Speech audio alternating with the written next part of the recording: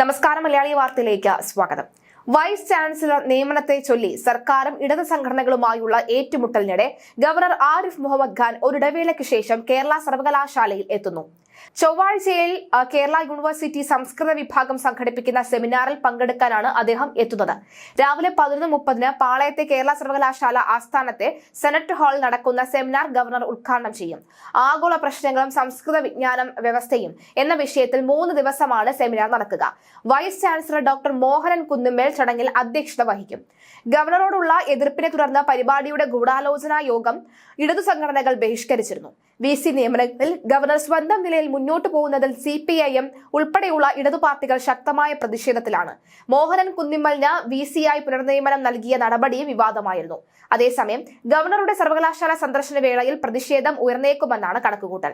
2 വർഷം മുൻപ് സ്വാതന്ത്ര്യത്തിന്റെ 75ാം വാർഷികത്തിന്റെ ഭാഗമായി ചാൻസലർ പങ്കെടുക്കുന്ന പരിപാടി സർവകലാശാല ആലോചിച്ചുവെങ്കിലും ഇടത് സിൻഡിക്കേറ്റ് അംഗങ്ങളുടെ എതിർപ്പിനെ തുടർന്ന് മാറ്റിയിരുന്നു. സമാനമായി സംസ്കൃത സെമിനാറിലും എതിർപ്പ് പ്രകടിപ്പിച്ചിരിക്കുകയാണ് ഇടതുപക്ഷം.